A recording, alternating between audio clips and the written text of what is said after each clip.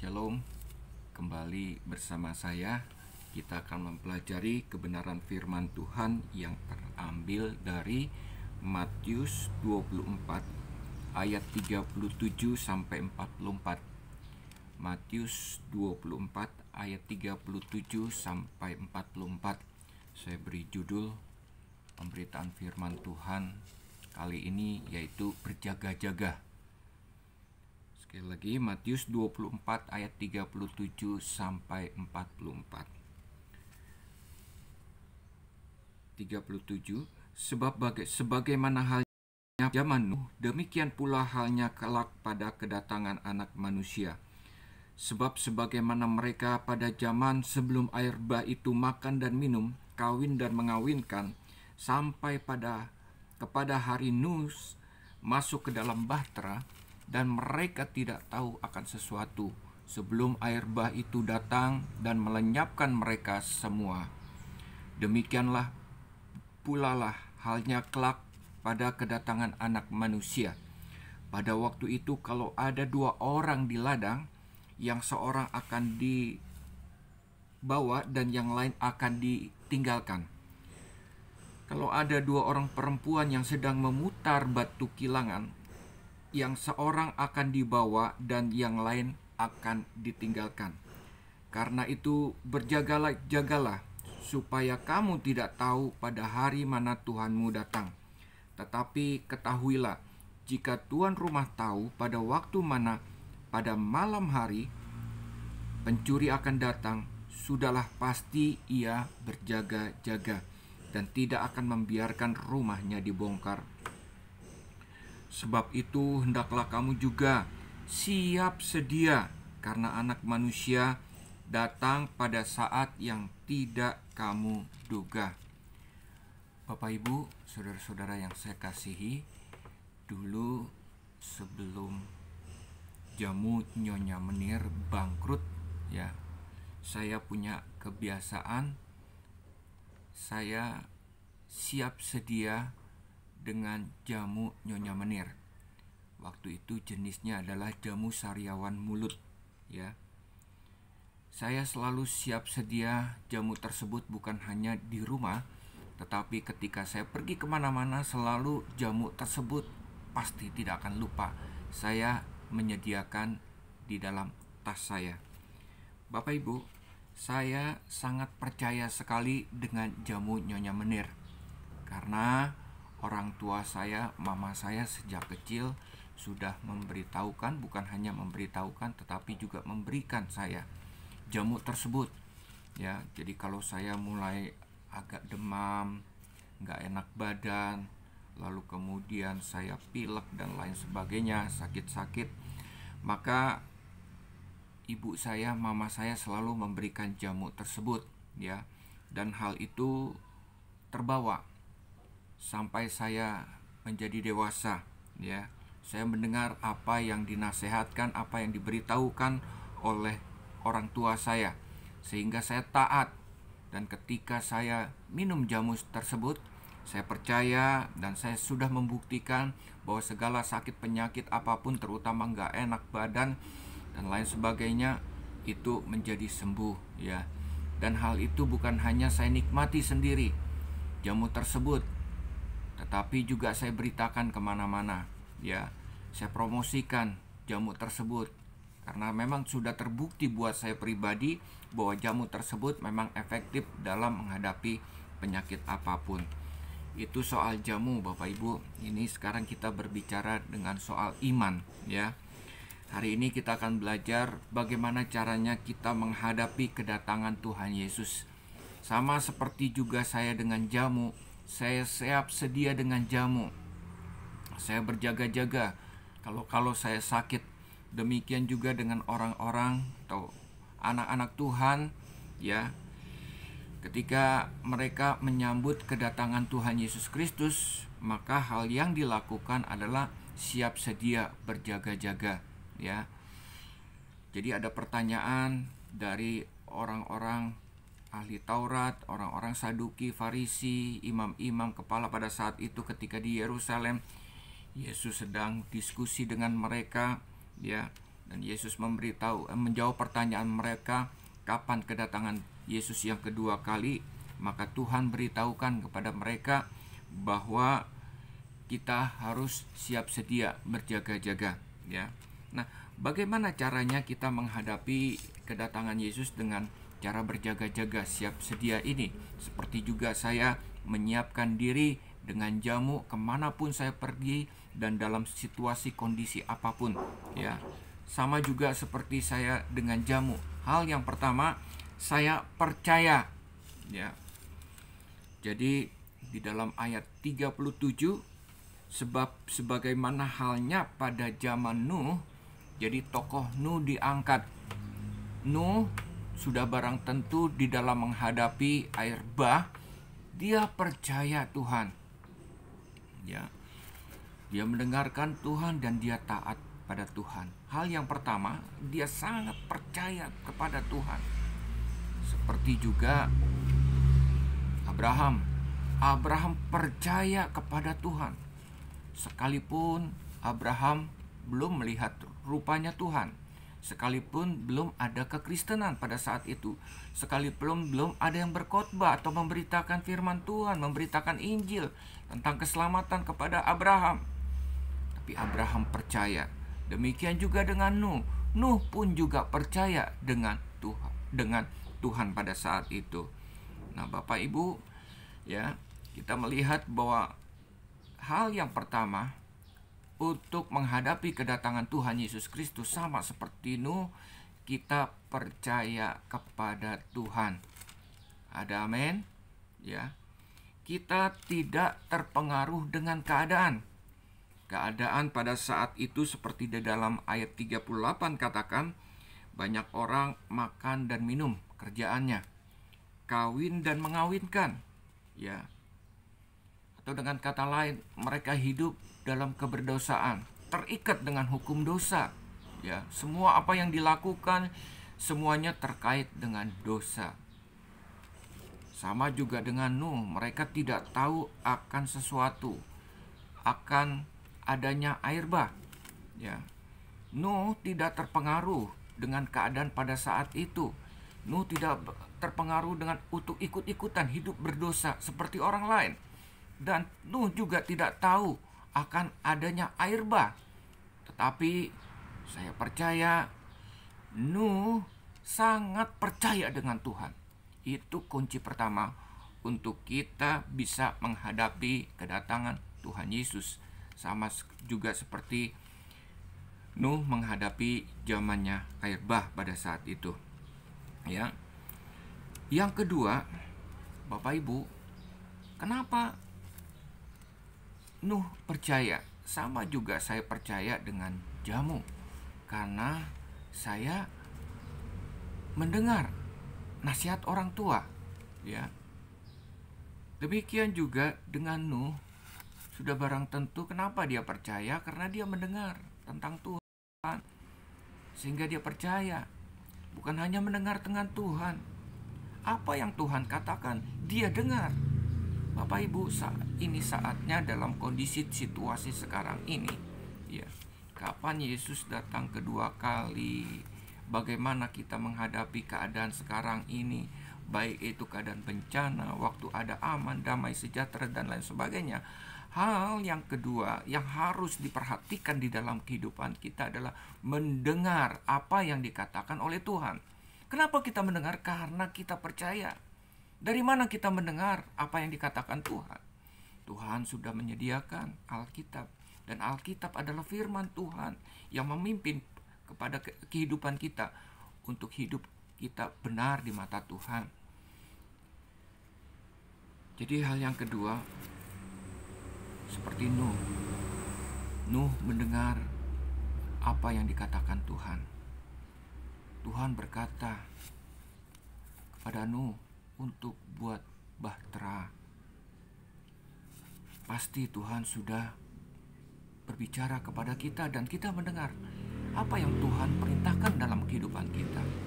Saat ini Tuhan perintahkan dalam kehidupan kita untuk berjaga-jaga, bersiap sedia. Dengarkah kita akan suara Tuhan ini? Itu yang kedua. Dan yang ketiga, bukan hanya percaya, mendengar, saya pun juga taat. Sekalipun jamu itu pahit, saya pun taat kepada jamu tersebut. Karena saya tahu bahwa, dan saya percaya bahwa jamu itu bisa membawa kesembuhan kepada saya. Demikian juga dengan Nuh. Nuh mendengar dan dia taat.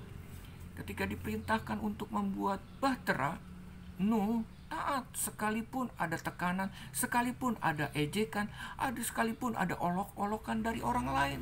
Kenapa di atas gunung mendirikan bahtera? Nuh taat dengan apa yang Tuhan perintahkan di dalam kehidupannya. Ya. Bukan ketakutan, bukan kekhawatiran. Ya. Nuh taat dengan apa yang dikatakan Tuhan. Bapak Ibu, ketika hidup kita di dalam ketakutan dan kekhawatiran, sekalipun kita tahu Yesus akan datang kedua kali, tetapi bukan suara Tuhan yang kita dengarkan. Ya. Justru ketakutan itu melanda di dalam kehidupan kita. Kedatangan Tuhan sama seperti pencuri yang datang tengah malam. Kita tidak tahu datangnya kapan. Ya. Ketika kita berjaga-jaga oleh karena ketakutan di dalam kehidupan kita, apa yang kita lakukan? Kita akan membuat rumah kita sedemikian aman dari pencuri. Ya, kita akan buka teralis, tembok-temboknya diperkuat lagi. Ya, lalu kemudian harta benda kita masukkan ke lemari besi yang tidak bisa dibobol oleh pencuri. Itu tindakan bukan karena ketaatan, tetapi karena ketakutan, kekhawatiran. Tindakan kita ketika menyambut kedatangan Tuhan Yesus yang kedua kali, kita bukan dilanda oleh ketakutan, kekhawatiran di dalam kehidupan kita, apakah kita diangkat atau tidak, tetapi ketika kita menghadapi kedatangan Tuhan Yesus yang kedua kali ini, tindakan kita adalah taat kepada Tuhan. Berjaga-jaga, siap sedia. Apa yang Tuhan perintahkan saat ini, kita taat, kita lakukan. Serahkan hidupmu kepada Tuhan, percayalah kepada Tuhan, dan Tuhan akan bertindak. Dan kita taat kepada Tuhan, serahkan hidup kita, dan mempercayakan Tuhan akan bertindak bagi kehidupan kita saat ini. Apapun situasinya, sekalipun situasinya semakin menakutkan, semakin mencekam, jangan kita mencari-cari tanda-tanda kedatangan Tuhan Yesus Kristus. Tetapi yang saat ini kita lakukan adalah kita taat apa yang Tuhan katakan di dalam kehidupan kita. Karena apa? Kita mendengar apa yang Tuhan perintahkan. Karena apa? Karena kita percaya akan Tuhan. Sama seperti juga Abraham percaya kepada Tuhan. Yang keempat, Bapak Ibu, ayat 41 saya akan bacakan. Pada waktu itu kalau ada 2 orang di ladang, yang seorang akan dibawa dan yang lain akan ditinggalkan. Kalau ada 2 orang perempuan yang sedang memutar batu kilangan, yang seorang akan dibawa dan yang lain akan ditinggalkan. Pada waktu kedatangan Tuhan Yesus Kristus, Tuhan akan mengangkat orang-orang percaya, menjemput orang-orang percaya. Yang pertama adalah orang-orang yang mati di dalam kubur, yang hidup percaya di dalam Tuhan, kemudian dia akan disambut oleh Tuhan Yesus Kristus. Kemudian kita yang hidup percaya kepada Tuhan, yang sudah dipilih oleh Tuhan, kita akan menyambut kedatangan Tuhan Yesus Kristus. Ya, digambarkan di sini kalau ada 2 orang di ladang, yang satu diangkat, yang lain ditinggalkan. Kalau ada 2 orang perempuan yang sedang memutar batu kilangan, yang seorang akan dibawa dan yang lain akan ditinggalkan. Ya, 50-50. Kita tidak permasalahkan jumlahnya, tapi yang kita permasalahkan, yang kita fokuskan adalah perempuan yang diangkat, orang yang bekerja di ladang yang dibawa oleh Tuhan. Itu fokus kita. Kenapa mereka dibawa? Kenapa mereka diangkat? Kenapa mereka dijemput oleh Tuhan? Karena fokus mereka pada keselamatan, hidup kekal. Mereka tidak takut kapan Yesus datang kedua kali. Mereka tidak takut diangkat atau tidak. Ya, mereka tetap fokus pada kehidupan kekal dan melaksanakan kegiatan sehari-hari di dalam kehidupannya. Bapak Ibu, jangan kita takut apakah kita diangkat atau tidak. Tetapi fokus kita adalah keselamatan, hidup kekal yang Tuhan sediakan untuk kita. Kalau kita percaya kepada Tuhan Yesus, menerima Dia sebagai Tuhan dan Juru Selamat di dalam kehidupan kita, apa yang terjadi dalam kehidupan kita? Kehidupan kekal atau keselamatan Tuhan sediakan di dalam kehidupan kita. Tapi kalau kita tidak percaya, Yohanes 3 ayat 17, Tuhan katakan kita akan menerima hukuman kekal. Kita tidak perlu menunggu hal itu pada saat Yesus datang kedua kali terjadi, Bapak Ibu. Tetapi pada saat ini kapan kita tidak tahu, pada saat kematian menjemput kita. Di situ kita sudah diperhadapkan pada kehidupan kekal atau hukuman kekal. Bapak Ibu, kematian untuk orang-orang percaya, pada Yesus datang kedua kali, orang yang meninggal itu akan diangkat. Orang yang mati tetapi dia belum percaya, dia tidak diangkat pada kedatangan Tuhan Yesus yang kedua kali. Tapi setelah kerajaan 1000 tahun, di mana Tuhan Yesus akan mengadili dunia ini dalam tahta pengadilan putih, pengadilan terakhir, disitulah orang-orang yang mati, orang-orang mati yang tidak percaya akan dibangkitkan kembali. Untuk apa? Untuk dihukum, menerima hukuman kekal. Jadi tidak perlu menunggu kapan Yesus datang kedua kali, tetapi kematian itu adalah satu pilihan untuk kita. Hidup kekal atau hukuman kekal. Yohanes 3 ayat 16, barang siapa percaya, dia akan memperoleh hidup kekal yang Tuhan janjikan di dalam kehidupan kita. Itu yang keempat. Dan yang terakhir, Bapak Ibu, bagaimana kita menyambut kedatangan Tuhan Yesus Kristus. Ayat 44. Sebab itu hendaklah kamu juga siap sedia, karena anak manusia datang pada saat yang tidak kamu duga. Bapak Ibu, seperti awal di dalam pemberitaan firman Tuhan saya katakan, bersiap sedia, berjaga-jaga. Apakah dengan siap sedia berjaga-jaga kita harus hidup kudus? Kita harus benar-benar menjaga hati kita supaya kita tidak berdosa, lalu kemudian kita akan dijemput. Hiduplah sebagai anak-anak Allah yang punya kuasa. Saudara punya kuasa di dalam kehidupanmu untuk mengatakan tidak terhadap dosa, untuk percaya kepada Tuhan.